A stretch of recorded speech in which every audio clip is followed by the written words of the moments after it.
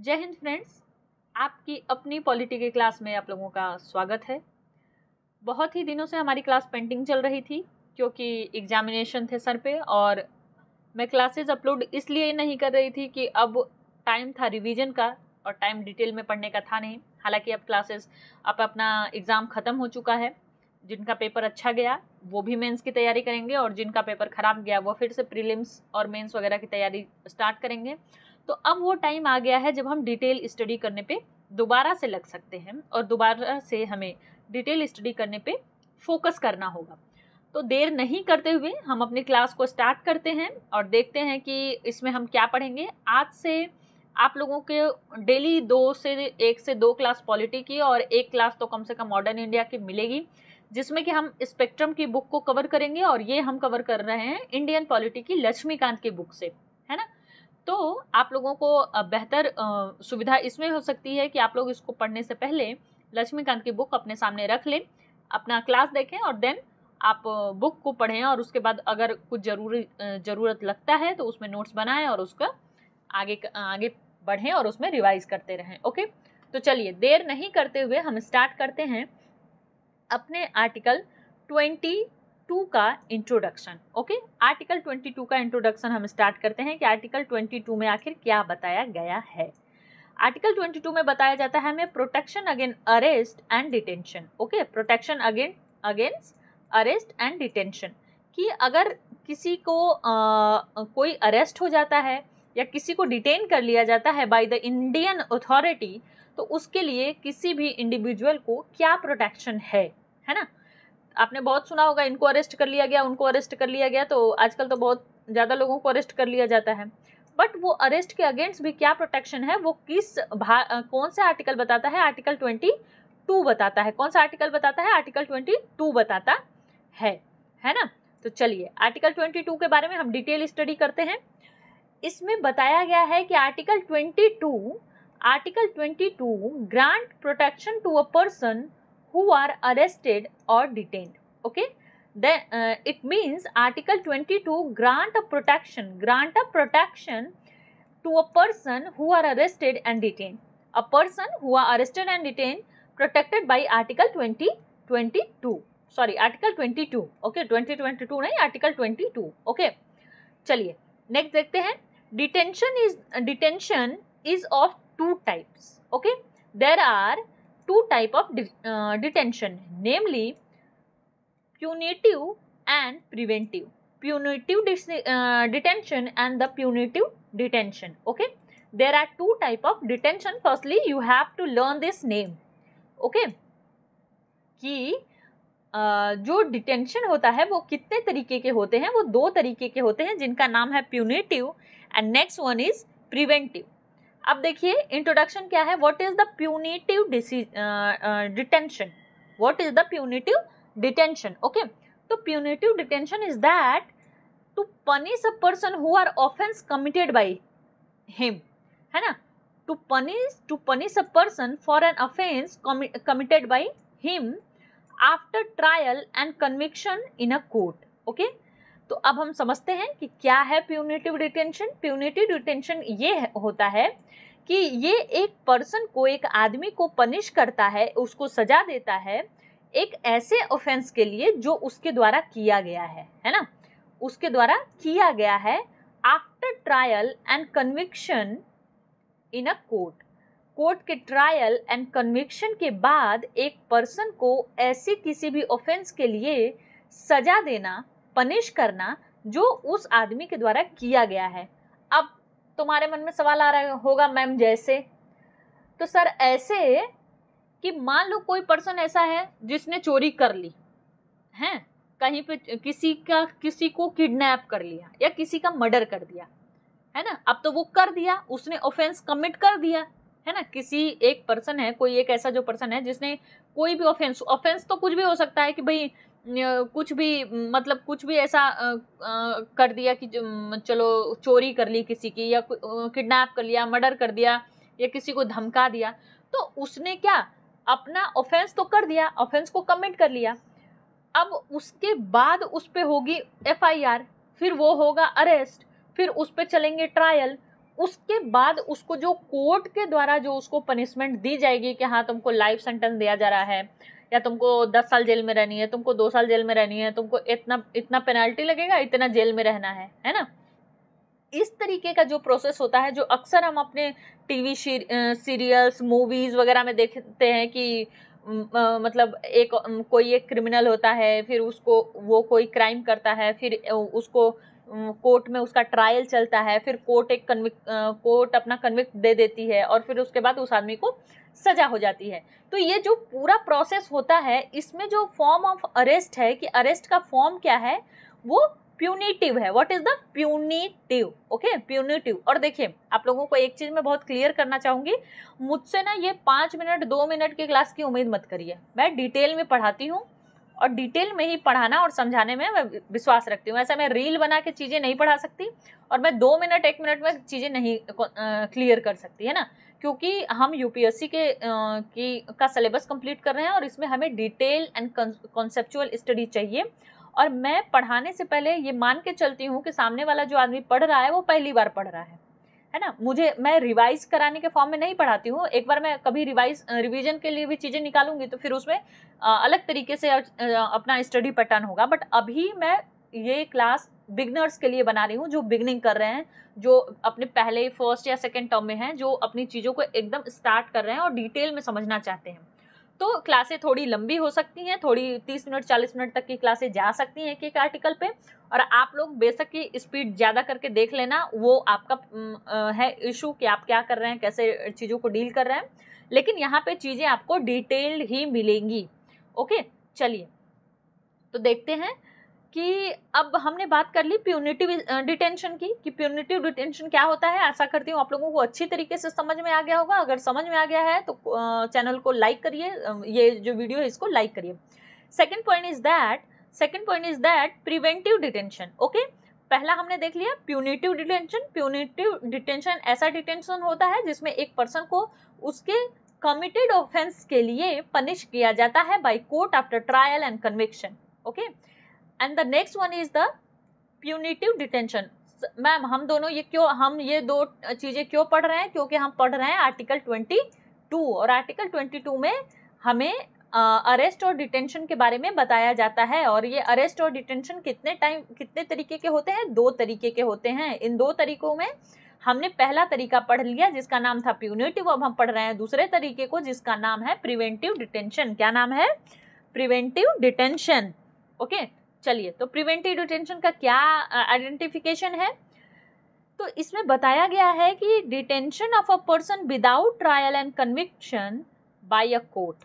Okay, detention of a person without trial and conviction by court, कि एक आदमी को डिटेन कर लिया जाता है बिना किसी कोर्ट के ट्रायल के और बिना कोर्ट के कन्विक्शन के। मतलब इसका ये है कि एक आदमी है, कोई भी एक पर्सन है, XYZ, आप जिसको भी ले सकते हैं, उसको पुलिस गई उठा के लाके जेल में लाके बंद कर दी है।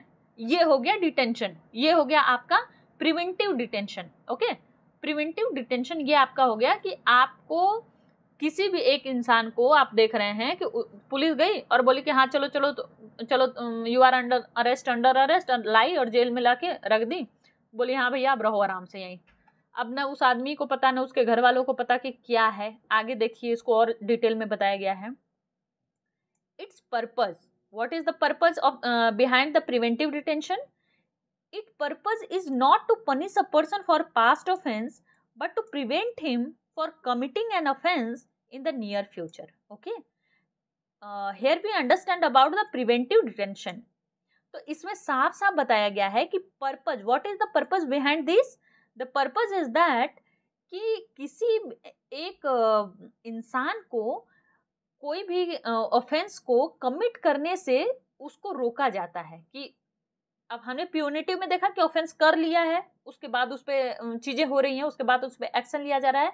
लेकिन प्रिवेंटिव डिटेंशन में क्या होता है? प्रिवेंटिव डिटेंशन में ये होता है कि भाई ऑफेंस करने से पहले, मतलब शक की बुनियाद पे किसी को गिरफ्तार कर लेना, बहुत ही अच्छी अगर हिंदी में बोल पाऊं तो, है ना, कि शक की बुनियाद पे कि भाई अब तो तुम्हारे पे हमको हो गया शक, तुम फोड़ने वाले हो कहीं पे बम, अब तुम चलो रहो जेल में, है ना।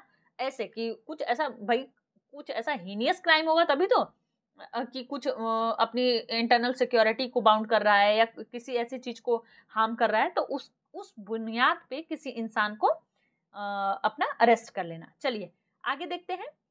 दस preventive detention is only a precautionary measure and based on suspicion, है ना, यही बताने की मैं कोशिश कर रही थी। This is the based on suspicion, suspicion शक की बुनियाद पे काम कर रहा है, यहाँ पे अपना अरेस्ट किया जा रहा है। ये क्या है? This is only a precautionary measure. What measure? What kind of what kind of nature? This is precautionary in nature, है ना, कि प्रिकॉशन लिया जा रहा है कि भाई अब इस इंसान पे हमें इतना हो गया शक, अब कहीं ये सच में ऐसा कोई क्राइम न कर दे, कुछ ऐसा ऑफेंस न कर दे जिसमें हमें परेशानी उठानी पड़ जाए, कुछ बड़ा लॉस हो जाए अपने देश का। ओके, चलिए आगे देखते हैं। Article 22 has two part. Okay, article 22 has two part. Okay, first part deal with the case of the ordinary law and the second part deal with the case of preventive detention law. Okay, तो हमने ये समझ लिया कि भाई article जो 22 है हमारा, ये दो भागों में डील करता है। Article 22 deal with the two part. First part deal with the case of ordinary laws. अब हम आगे जानेंगे कि what is the ordinary law and what is the and second part deal with the case of preventive detention law, है ना। दोनों चीजों को हम अच्छे से समझेंगे। पहले हम नेचर समझ लिए, पहले तो हम ये समझ लिए कि भाई हम किसकी बात कर रहे हैं। हम बात कर रहे हैं आर्टिकल 22 की।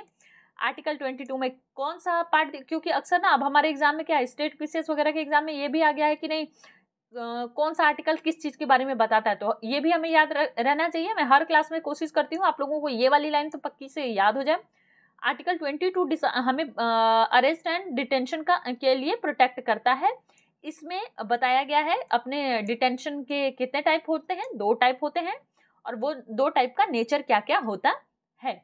ओके, चलिए आगे देखते हैं हम कि आर्टिकल जो 22 है ये 2 पार्ट में अपना डील करता है। तो पहला हम देखते हैं कि जो ऑर्डिनरी लॉ है इसका फर्स्ट पार्ट, उसमें क्या क्या बातें होती हैं। First part of the article 22, इसमें एक पर्सन के कुछ ऐसे फॉलोइंग राइट्स दिए जाते हैं। हु इज अरेस्टेड और detained under ordinary law. Who is article 22 का जो फर्स्ट पार्ट है उसमें एक अरेस्टेड पर्सन को कुछ ऐसे राइट दिए जाते हैं against only under ordinary laws. यहाँ पे कोई क्रिमिनल लॉ नहीं है, कोई स्पेशल लॉ नहीं है, यहाँ पे क्या है, सिर्फ एक ऑर्डिनरी लॉ के अंडर में उसको एक अरेस्टेड पर्सन को जो राइट दिए जाते हैं उसके बारे में बात की जाएगी। आइए देखिए, right to inform of the ground of arrest. पहला जो अरेस्टेड पर्सन होगा, जो आदमी को अरेस्ट किया जाएगा या औरत को अरेस्ट किया जाएगा, तो पहली राइट उसकी ये होगी कि ये बताया जाए कि भाई आप किसी इंसान को किस चीज के लिए अरेस्ट कर रहे हैं। अक्सर आप लोगों ने मूवी वगैरह में देखा होगा, कभी अब नहीं नोट किया होगा तो अब आगे से नोट करना कि कोई अगर पुलिस आता है, किसी को ऐसे कहीं लड़ाई झगड़ा हो गया या किसी ने किसी की कंप्लेन कर दी है या किसी ने किसी का कुछ कर दिया है, तो अब उसमें क्या होता है, ये पूछ लिया जाता है कि भाई पुलिस बोला हाँ यू आर अंडर अरेस्ट, तो वो बोलता है किस लिए मुझे गिरफ्तार कर रहे हो। तो अगर ऑर्डिनरी लॉ के अंदर वो गिरफ्तार हो रहा होगा, अरेस्ट हो रहा होगा, तो उसको रीजन बताया जाएगा कि तुम्हारे पे ये चार्ज है, इसके लिए तुम गिरफ्तार किए जा रहे हो, है ना। अब ये नहीं बोल सकते पुलिस वाले कि नहीं नहीं चलो थाने बताते हैं, वो सब सिस्टम नहीं है। अगर ऑर्डिनरी लॉ के अंडर है तो आपको जानना जरूरी है। हाँ, अगर प्रिवेंटिव लॉ के अंदर है तो प्रिवेंटिव क्राइम के अंदर है आपका, तो फिर वहां पे बात अलग हो जाती है, लेकिन यहाँ पे चीजें ऐसे ही चलती हैं। आगे देखिए, right to consult and be defended by a legal practitioner. Who is the legal practitioner? This is advocate, है ना। तो राइट होता है ये एक पर्सन का, ये देखो कि इंफॉर्मेशन अरेस्ट के ग्राउंड का इंफॉर्मेशन लेने का राइट होता है ना, अधिकार है ये उस अरेस्टेड पर्सन का। और दूसरा राइट क्या मिलता है, दूसरा राइट ये मिलता है कि उसको लीगल प्रैक्टिशनर यानी कि एडवोकेट से उसको हेल्प मिलनी चाहिए। Next one is that right to be produced before magistrate within 24 hour including journey time। उन्हें कि अब क्या हो गया कि उसके पास ये भी राइट है कि वो मजिस्ट्रेट के पास प्रोड्यूस किया जाए, पेश किया जाए within 24 hour including journey time also, कि अब ये नहीं बोल सकते हो कि अरे हम तो 48 घंटा लग गया, हमें तो 24 घंटा आने में ही लग गया। जी नहीं, 24 घंटे के अंदर अंदर, अगर दूर है आपका मजिस्ट्रेट का ऑफिस, हालांकि दूर होता नहीं है लेकिन फिर भी अगर किसी केस में दूर है तो आप फ्लाइट से जाइए, चाहे जैसे मर्जी जाइए, लेकिन 24 hour, within 24 hour you have to produce this person, this arrested person in front of magistrate. Okay, next point is that right to be released after 24 hour unless the magistrate authorize for the detention. Okay, चलिए, these safeguard are not available to any an enemy aliens or an person arrested or detained under the preventive detention law है। okay, तो इसमें क्या बताया गया कि ये जो सारे सेफ गार्ड है ना, जो हमने सारे ऊपर राइट की बात की कि भाई उसको रिलीज कर दिया जाएगा 24 आवर के अंडर, की जब उस मजिस्ट्रेट ऑथराइज कर देता है इस सेफ गार्ड को, और उसको राइट मिलता है कि उसको मजिस्ट्रेट के सामने within 24 hour including journey time में उसको प्रोड्यूस किया जाए मजिस्ट्रेट के पास। And the next right is that कि उसको लीगल प्रैक्टिशनर यानी कि एडवोकेट से जो आदमी अरेस्ट है उसको हेल्प मिलनी चाहिए। एंड उसको अरेस्ट का ग्राउंड क्या है इसके बारे में उस आदमी को इन्फॉर्मेशन होनी चाहिए। ये सारे जो राइट हैं, ये सारे जो सेफ गार्ड हैं, ये अवेलेबल नहीं है किनको, किसी एनिमी एलियन को। अब यहाँ पे पॉइंट ये आ जाएगी, जो हमारी क्लास पहली बार देख रहे हैं उनके दिमाग में ये आएगा कि भाई एनिमी एलियन कौन होते हैं। जो पहले से क्लास देख रहे हैं उनको बहुत अच्छे से क्लियर होगा कि एनिमी एलियन कौन होते हैं। तो मैं बहुत कम शब्दों में आपको समझाना चाहती हूँ। एनिमी एलियंस वो होते हैं जो ऐसे देश से आते हैं जिस देश से हमारा युद्ध चल रहा है। युद्ध नहीं भी चल रहा है तो मतलब मन मुटाव चल रहा है, कुछ ऐसी चीजें चल रही हैं, है ना। अब जैसे ये ऐसा हो गया कि अगर पाकिस्तान से कोई आया है, अभी तो फिलहाल पाकिस्तान का हाल हमारे साथ बहुत अच्छे संबंध नहीं है, तो पाकिस्तान से कोई ऐसा आया है और उसके ऊपर कोई ऐसा क्राइम का वो लग गया कि भाई ये तो क्रिमिनल है, ये तो कुछ ऐसा क्राइम किया हुआ है, इसने किसी का मर्डर कर दिया, कुछ कर दिया, तो उसको ये सेफ गार्ड नहीं मिलेगा। उसको नहीं बोला जाएगा कि नहीं नहीं तुमको राइट मिलेगा और वकील मिलेगा, ये सब मिलेंगे उसको, लेकिन बाद में मिलेंगे, इनिशियल स्टेजेस पे नहीं मिलेंगे, वो कोर्ट डिसाइड करता है आगे चल के। ओके, चलिए आगे देखते हैं। Supreme court also ruled that arrest and detention in the first part of the article 22 do not cover arrest under the order of a court, civil arrest, arrest on failure of pay the income tax and deportation of an alien. Okay, तो supreme court ने क्या rule किया है, supreme court ने क्या statement दिया है article 22 के फर्स्ट पार्ट के बारे में, कि ये जो आर्टिकल 22 का फर्स्ट पार्ट है ना, जिसमें सारे सेफगार्ड हमें मिल रहे हैं, वो कवर नहीं करता है, नॉट कवर नहीं करता है ऐसे ऑर्डर को जो कि कोर्ट के द्वारा दिए गए हों। अब कोर्ट अगर किसी को बोल दिया कि भाई ये कोर्ट का अपमान कर दिए, कोर्ट का इंसल्ट कर दिए, या कोर्ट के किसी ऑर्डर को किसी ने नहीं माना, तो अब कोर्ट ऑर्डर दे दी कि जाओ उनको पकड़ के लाओ, तो अब ये सारे सेफगार्ड फिर उस आदमी को नहीं मिलेगा कि नहीं अब तुमको अरेस्ट का ग्राउंड बताया जाएगा, ये सब चीजें यहाँ पे कवर नहीं की जाएंगी, है ना। फिर सिविल अरेस्ट हो गया, फिर arrest on the failure of income tax, अगर आप पे नहीं किए हैं और आप उस कैटेगरी में आते हैं कि आपको पे करना चाहिए, तो फिर आपको वहां पे ये सारी सुविधाएं मिलेंगी नहीं, फिर आपको अलग तरीके से डील किया जाएगा, है ना। तो ये सारी चीजें आप एग्जाम के पॉइंट ऑफ व्यू से याद कर लीजिए कि आर्टिकल 22 है वो, उसका जो फर्स्ट पार्ट है वो नॉट कवर अरेस्ट अंडर, कि अंडर इस पॉइंट को कवर नहीं करता है कि अगर कोई इंसान अरेस्ट होता है एक कोर्ट के ऑर्डर पे, सिविल अरेस्ट पे, arrest on the failure of the income tax pay करने पे, डिपोर्टेशन के लिए। Okay, they apply only to an act of an criminal और क्वासी क्रिमिनल नेचर। ओके, तो ये जो ऊपर के सारे जो सेफगार्ड हैं वो अप्लाई होते हैं सिर्फ किस पे, कि ऐसे क्रिमिनल और क्वासी क्रिमिनल नेचर के एक्ट जो होते हैं उन पे ये अप्लाई होंगे, ओके, चलिए आगे देखते हैं। अब हम सेकंड पार्ट की बात करते हैं। Second part of the article 22, second part में क्या बताया गया है, प्रिवेंटिव डिटेंशन के बारे में बताया गया है, हमने ऊपर देखा, आगे देखते हैं। Second part of the article 22 grant protection to a person who are arrested और detained under preventive detention law. Okay, article 22 का जो सेकेंड पार्ट है वो प्रोटेक्शन देता है, क्या देता है, प्रोटेक्शन देता है, किसको, एक आदमी को, एक किसी भी ऐसे पर्सन को जो कि अरेस्ट हुआ है under preventive detention law. Preventive detention law के अंडर अरेस्ट हुआ है एक पर्सन, उसको भी प्रोटेक्शन मिलती है आर्टिकल 22 के अंडर। चलिए देखते हैं क्या प्रोटेक्शन मिलती है। This protection is available to both citizen as well as alien. Okay, तो पहला तो पॉइंट यही है। देखो प्री का पॉइंट तो यहां से बन जाएगा ना कि जो आर्टिकल 22 का प्रिवेंटिव डिटेंशन लॉ है वो प्रोटेक्ट सिर्फ सिविलियन को करता है, सिटीजन को करता है, या एलियन को भी करता है। हमारे दिमाग में तो आ जाएगा कि यार ऑर्डिनरी लॉ तो एलियन को नहीं अलाउ है ना, इनेमी एलियन को तो नहीं अलाउ है।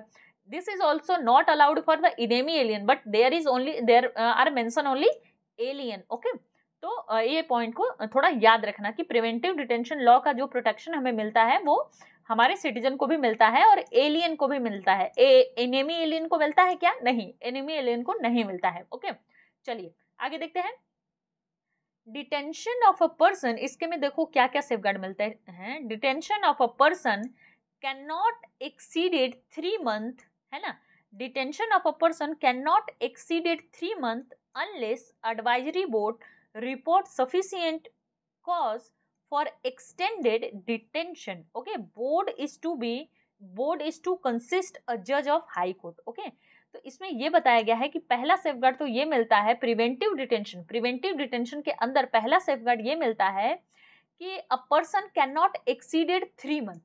एक पर्सन को 3 महीने से ज्यादा आप नहीं रख सकते हैं जेल में अनलेस कि advisory board report sufficient cause, है ना, for extended for x tends. Okay, कि एक देखो सबसे पहले तो ये होता है ना कि अगर किसी इंसान को प्रिवेंटिव डिटेंशन के अंदर उसको अरेस्ट किया जाता है तो उस पे ना एक एडवाइजरी बोर्ड बैठता है कि नहीं इसको जरा जांच करो कि हमने शक के आधार पे कर तो लिया गिरफ्तार, बट वो शक भी सही है कि नहीं, इसके सही इंफॉर्मेशन मिली है कि नहीं, और अगर कोई कुछ ऐसा सस्पिशियस लगता है तो उस इंसान को और ज्यादा देर तक अपने जेल में रखा जा सकता है। लेकिन ये 3 महीने से ज्यादा नहीं हो सकता इन अ नॉर्मल केस। ये 3 महीने से ज्यादा नहीं हो सकता। 3 महीने से ज्यादा किस केस में होगा कि जब एडवाइजरी बोर्ड आपको एडवाइस करेगी। क्या करेगी? एडवाइजरी बोर्ड जब आपको एडवाइस करेगी कि नहीं भाई 3 महीने से ज्यादा इसको रखना है क्योंकि इसका केस थोड़ा क्रिटिकल है और उसमें सस्पेशन है, तभी हो सकता है, नहीं तो उसको 3 महीने के लिए ही आप रख सकते हैं। बट इतना तो है कि प्रिवेंटिव डिटेंशन के अंदर आप किसी आदमी को या किसी पर्सन को 3 महीने के लिए तो जेल में रख ही सकते हैं, उसके ज्यादा 6 महीने साल भर नहीं कर सकते हैं, बट वो अलग चीजें हैं। अच्छा, बोर्ड में कौन कंसिस्ट होता है? बोर्ड में कंसिस्ट होता है एक जज ऑफ हाई कोर्ट का जज कंसिस्ट होता है। चलिए नेक्स्ट पॉइंट को देखते हैं कि ground of detention should be communicated to the detentioner. However, the fact considered to be against the public interest need not to be disclosed. Okay, ground of detention should be communicated to that person who are detained. Okay, who are detained कि जो detention का ground है वो बताना पड़ेगा, communicate करना पड़ेगा उस आदमी को जो कि अरेस्ट हुआ है। लेकिन लेकिन fact considered to be arrested in the public interest not need to be discussed. Okay, disclosed. Okay, कि अगर वो अरेस्ट है वो कोई ऐसा पब्लिक इंटरेस्ट में बात है तो आप उसको नहीं भी डिस्क्लोज कर सकते हैं। मतलब ग्राउंड तो है कि भाई तुमको बता देना है उस ग्राउंड पे कि क्यों तुमको कौन से शक पे तुमको गिरफ्तार किया गया है, कि वो भी अपने भलाई में कह दे कि नहीं नहीं हम ऐसा नहीं किए हैं। लेकिन अगर आप देखते हैं कि नहीं भाई ये तो बहुत मतलब पब्लिक इंटरेस्ट की बात है कि ये अगर बाहर निकल गया, अगर हमसे जरा सी चूक हो गई तो कुछ बड़ा क्राइम कर सकता है, तो वहां पे आप नहीं बताने के लिए भी पूरी तरीके से स्वतंत्र हैं। ओके, चलिए आगे देखते हैं। Detainee should be offered an opportunity to make representation against the detention order. तो वही है बेसिकली, ये तो सबको मिलता है, लेकिन ठीक है, डिटेन्यूड को भी मिलता है कि उसको एक अपॉर्चुनिटी मिलती है कि वो अपना रिप्रेजेंटेशन कर पाए अगेंस्ट उसके जो डिटेंशन ऑर्डर है उसके अगेंस्ट अपना रिप्रेजेंटेशन कर पाए, ये उसके ग्राउंड है। तो ये जो तीनों पॉइंट है ना ये पहले ऐसे क्लियर आ सकते हैं प्री के ऑप्शन में। इस बार का जैसा हमने यूपीएससी का पैटर्न देखा क्वेश्चन का, तो यहाँ से आपको प्री मतलब देखो लाइन तो है सीधी ना, बट ये है कि जब तक अंडरस्टैंडिंग नहीं अच्छे से बिल्ड हुई रहेगी तो इस क्वेश्चन को करना भी बहुत मुश्किल हो जाएगा। इस बार में क्या हुआ, इस बार में यही हुआ ना कि सीधे सीधे स्टेटमेंट दे दिया उसने। अब जिसने पढ़ा है उसको तो पता है, और जिसको थोड़ा सा भी मतलब मिस कॉन्सेप्चुअल उसका हुआ है तो दिमाग खराब हो जाएगा एग्जाम पीरियड में, है ना। तो चलिए देखते हैं आगे कि अपना ये सारे इसको मिल गए सेफ गार्ड। ये तीनों पॉइंट को आप बहुत अच्छे से समझ लीजिएगा। अगर नहीं समझ में आ रहा होगा तो आप लोग दोबारा क्लास देख लीजिएगा और उसको अच्छे से वो पॉइंट को समझने की कोशिश करिएगा कि प्रिवेंटिव डिटेंशन में और प्यूनिटिव डिटेंशन में क्या क्या सेफ गार्ड हमें मिले हैं, है ना। हमने समझा दिया कि पहला सेफ गार्ड तो ये मिल गया कि इसको 3 महीने से ज़्यादा के लिए, ज़्यादा टाइम के लिए एक्सीड नहीं किया जा सकता है। अगर इससे ज़्यादा एक्सीड करना है किसी को तो उसको एडवाइजरी बोर्ड की रिपोर्ट चाहिए होगी, और रिपोर्ट लेने, और दूसरा उसको ग्राउंड ये है कि उसको डिटेंशन का ग्राउंड बताना पड़ेगा कि भाई किस ग्राउंड पे आप डिटेन हुए हैं, क्या हुआ है, नहीं हुआ है। अगर आप ये नहीं बता सकते तो फिर अगर ज़्यादा पब्लिक इंटरेस्ट की बात है तो नहीं भी बता सकते हैं। ये दोनों है कि बता भी सकते हैं, नहीं भी बता सकते हैं। यहाँ पे देखो कंट्राडिक्शन है, और ये कंट्राडिक्शन बहुत अच्छी तरीके से क्लियर कर लेना अपने दिमाग में, क्योंकि यहीं पे क्वेश्चन फंसा देगा कि एक लिख देगा कि हाँ बता सकते हैं, फिर लिख देगा कि नहीं नहीं पब्लिक इंटरेस्ट में है तो नहीं भी बता सकते हैं। एग्जाम पीरियड में वैसे भी प्रेशर इतना रहता है, फिर इंसान पागल कह रहे यार ऊपर लिख दिया बता सकते हैं, नीचे लिख दिया नहीं बता सकते हैं, क्या कर सकते हैं ना। तो यहाँ से ही अपने कॉन्सेप्ट को बहुत क्लियर करके रखना आप लोग। और नेक्स्ट पॉइंट इज दैट कि जो डिन्यूड पर्सन है उसको अपॉर्चुनिटी दी जाएगी कि भाई आप अपना रिप्रेजेंट कर सकते हैं जो आपको डिटेन किया गया है उसके अगेंस्ट। चलिए आगे देखते हैं।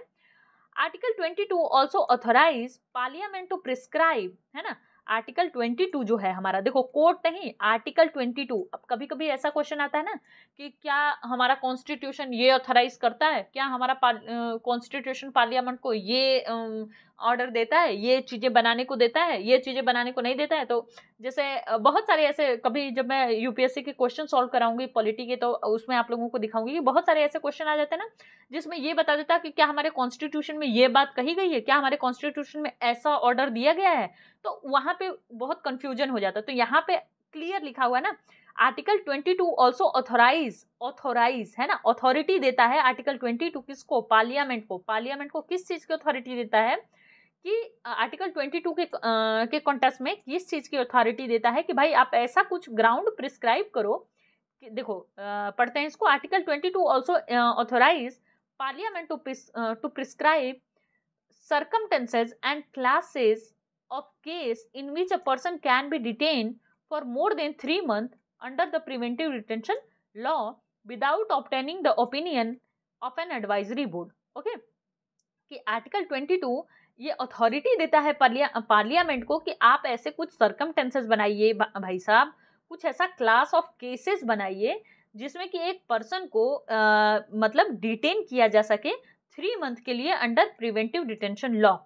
अब आपके दिमाग में आ रहा होगा कि मैम ठीक है लेकिन इसका मतलब क्या होता है, जरा सरल भाषा में समझा दीजिए। तो सरल भाषा में मतलब ये होता है सर कि आर्टिकल 22 ये पावर देता है अपनी पार्लियामेंट को, और ये कहता है कि भाई आप लोग यहाँ पे इतने आए हैं नेता वेता बन के, तो आप लोग कुछ ऐसा सर्कमटेंसेस बनाइए, कुछ ऐसा क्लास ऑफ केस बनाइए कि नहीं इस क्लास का अगर केस रहेगा, ऐसी अगर सर्कमटेंसेस रहेगी, ऐसी अगर स्थिति परिस्थिति रहेगी तो एक पर्सन को, किसी आदमी को डिटेन किया जा सकता है, उसको अरेस्ट किया जा सकता है 3 महीने से ज्यादा समय के लिए प्रिवेंटिव डिटेंशन लॉ के अंडर में, है ना, without obtaining the opinion of the advisory board. कि भाई जैसे ग्राउंड ही बना दे पार्लियामेंट, है ना।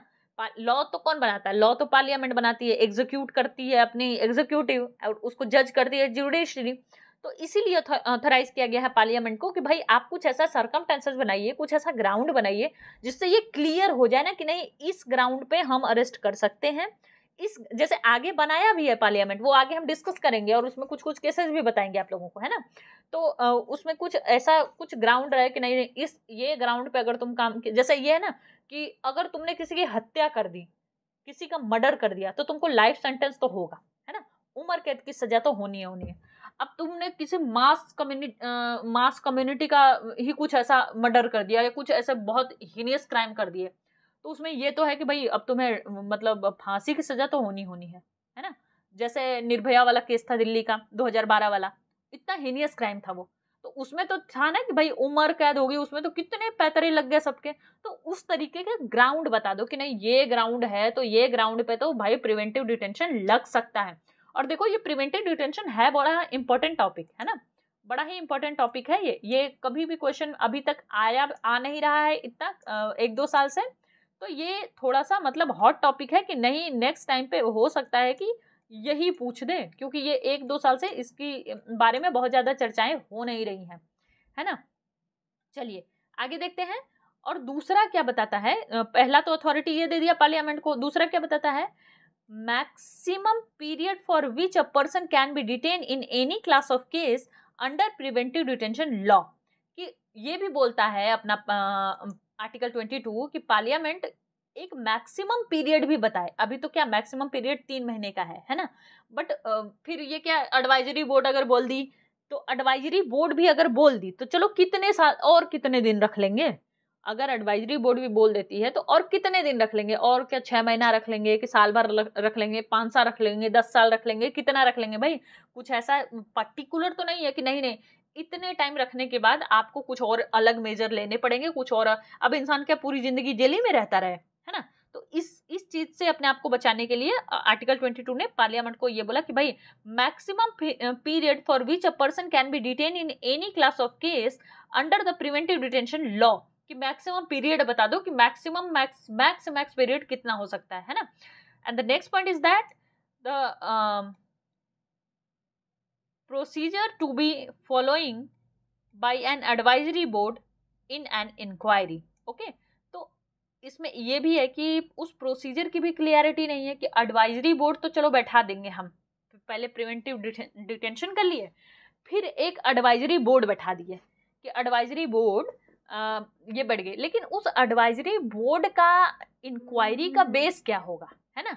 प्रोसीजर जो वो करेगा वो कौन सा प्रोसीजर फॉलो करके वो इंक्वायरी करेगा, एडवाइजरी बोर्ड किस बेसिस पे वो सजेशन देगा, उसका एक क्लियर रोड मैप अगर कुछ बना दिया जाए, कुछ ब्लूप्रिंट बना दिया जाए पार्लियामेंट के द्वारा, तो इस काम को और भी आसान और इजी बनाया जा सकता है। अभी क्या है देखो, किसी भी एक्ट को या किसी भी आर्टिकल को या किसी भी लॉ को बनाने के पीछे क्या होता है ना, कि उस चीज को बहुत ही सेंट्रिक करना, एक सेंटर पॉइंट पे लाना, कि एकदम चीजों को एकदम कोर पॉइंट पे ला देना कि भाई ये मेन पॉइंट है, ये पॉइंट से अगर तुम उधर थोड़ा सा भी 19-20 किए तुम्हारा काम हो जाएगा, है ना।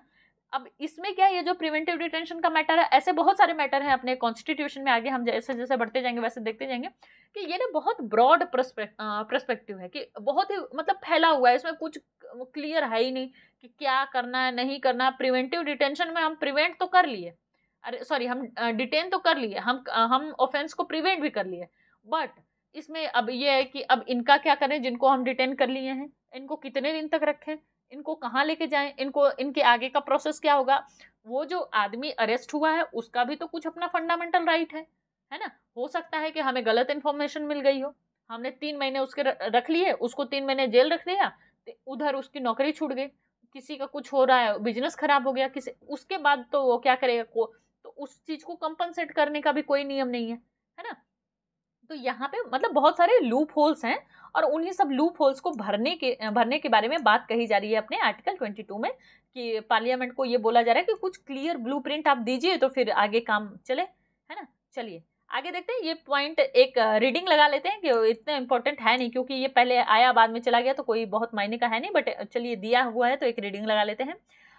44 amendment act 1978 reduce the period of detention without obtaining the opinion of an advisory board from 3 to 2 months. However, this provision has not yet been brought into force, hence the original period of 3 months still continue, है ना। तो basically यहाँ पे जो समझने वाली बात है वो यही है कि 44 अमेंडमेंट एक्ट के थ्रू कुछ बढ़ाया घटाया गया था, लेकिन अभी जो फिलहाल है वो original period of 3 month still continue, वही ओरिजिनल पीरियड का जो 3 मंथ डिटेन करने का प्रोसेस था उसी को कंटिन्यू किया जा रहा है। आर्टिकल 44 में 3 को 2 मंथ किया गया था, लेकिन फिर उसको हटा दिया गया क्योंकि बहुत ज्यादा उससे कुछ इस एक्ट पे फर्क पड़ नहीं गया, है ना। चलिए आगे देखते हैं। Constitution has divided the legislative power with regard to preventive detention between parliament and the state legislature, okay। Here very clearly mention is that constitution has divide the legislative power with regard to preventive detention between parliament and the state legislature, कि हमारा जो constitution है वो divide करता है legislative power को preventive detention के regards किसके बीच में, पार्लियामेंट के बीच में और स्टेट लेजिस्लेचर के बीच में. Parliament has exclusive authority to make a law of preventive detention for reason connected with defense, foreign affair and the security of India. Okay, this point is very important for exam point of view. पहला तो यही है कि हमारा constitution divide करता है legislative power को with regard of the preventive detention, किसके बीच में, पार्लियामेंट के बीच में एंड द स्टेट लेजिस्लेचर के बीच में, कि प्रिवेंटिव डिटेंशन का जो लेजिस्लेटिव पावर है वो दोनों के पास है, वो पार्लियामेंट के पास भी है और स्टेट लेजिस्लेचर के पास भी है ना. तो ये पॉइंट बहुत ही ध्यान से याद रख लेना, क्योंकि ये प्री का मतलब मस्ट पॉइंट है कि ऐसे क्या हमें लग रहा है अरे यार देश की सिक्योरिटी की बात है तो पार्लियामेंट ही बनाएगी, है ना, बट ये स्टेट की सिक्योरिटी की बात भी हो सकती है और इस पे स्टेट लेजिस्लेचर भी नियम बना सकता है, ऐसा हमारा कॉन्स्टिट्यूशन में मेंशन है ना. तो ये बहुत ही समझने की बात है, इसको बहुत ही ध्यान से दिमाग में बैठा लेना. दूसरा पॉइंट है क्या, parliament has exclusive authority to make a law of preventive detention for reason connected with defence, कि पार्लियामेंट जो है उसके पास एक्सक्लूसिव अथॉरिटी है कि वो defence, foreign affair and the security of India के लिए प्रिवेंटिव डिटेंशन के लॉ बना सकती है. Both parliament as well as state legislature can concurrently make a law of preventive detention for reason connected with the security of state. Okay, state and maintenance of public order and maintenance of supply and service essential to the community. Okay, तो देखो ये बहुत ही समझने वाली बात है और बहुत ही अंडरस्टैंडिंग, और यहाँ से तो क्वेश्चन पक्का फंसा सकता है कि बोथ, पहला तो ये है कि अपना पार्लियामेंट के पास इसकी एक्सक्लूसिव अथॉरिटी है कि वो ऐसा लॉ बना पाए अपने प्रिवेंटिव डिटेंशन के लिए. उसका रीजन क्या होना चाहिए कि डिफेंस के लिए बना दी कि भाई किसी इंसान को आप प्रिवेंटिव डिटेंशन कर सकते हैं कि अगर वो डिफेंस में कुछ हार्म कर रहा है. फॉरेन अफेयर में जैसे कोई विदेशी मंत्री आ गया, अभी कुछ फॉरेन से बातें चल रही है, मीटिंग चल रही है, कोई जाके वहाँ बम फोड़ दिया, है ना, कोई जाके वहाँ कुछ ऐसा काम कर दिया कि भाई हमारा इंटरनेशनल स्टेज पे, इंटरनेशनल प्लेटफॉर्म पे हमारी इमेज खराब हो गई, तो उस लिए भी आप प्रिवेंटिव डिटेंशन दे सकते हैं. And the security of India के लिए तो आप दे ही सकते हैं, ये तो मतलब ये तो उसके बेस में ही था, है ना. आगे देखिए, both parliament as well as state legislature can concurrently make the law of the preventive detention for the reason connected with the security of state and maintenance of the public order and maintenance of supply and service of the service essential to the community. Okay, तो यहाँ पे क्या mention है, here mention is that कि parliament and state legislative both are together make a provision for the preventive detention on the base of the security of state, maintenance of public order and the maintenance of supply and service of the essentials. Okay, कि state और parliament दोनों अपने इन सारे points पे preventive detention के law बना सकती हैं. बट यहाँ पे याद रखने वाली बात ये है हमें कि अगर बात आ जाए कि फॉरेन अफेयर, अगर बात आ जाए कि डिफेंस, अगर बात आ जाए कि सिक्योरिटी ऑफ इंडिया, तो उसके लिए एक्सक्लूसिव अथॉरिटी है किसके पास, पार्लियामेंट के पास. हाँ, अगर सिक्योरिटी ऑफ स्टेट की बात आ जाए, मेंटेनेंस ऑफ पब्लिक ऑर्डर की बात आ जाए, या maintenance of supply and service की बात आ जाए, तो ये सारी बातें आ जाती हैं आपकी इसके अंदर, ये सारी बातें आ जाती हैं आपकी state and parliament both can be make the provision with this regard. Okay, चलिए अब देखते हैं कि preventive detention law made by the parliament के द्वारा कुछ प्रिवेंटिव डिटेंशन लॉ बनाए गए हैं, वो लॉ क्या क्या हैं उसके बारे में हम बात करते हैं. First is that preventive detention act 1950, expire भी हो गया है, ये बहुत ज़्यादा ध्यान देने की जरूरत है नहीं. एक सेकंड में थोड़ा सा कलर अलग कर लेती हूँ और थोड़ा सा इसका थिकनेस बढ़ा लेती हूँ ताकि आप लोगों को की विजिबिलिटी अच्छी रहे. ओके, चलिए तो हम देखते हैं कि जो पार्लियामेंट है अपनी, वो उसने preventive detention law made by the parliament के थ्रू जो प्रिवेंटिव डिटेंशन लॉ है वो क्या बनाया गया है, प्रिवेंटिव डिटेंशन एक्ट 1950। ये एक्सपायर हो चुका है इसको। अब ये देखिए, ये इंपॉर्टेंट है ना, मीसा एक्ट।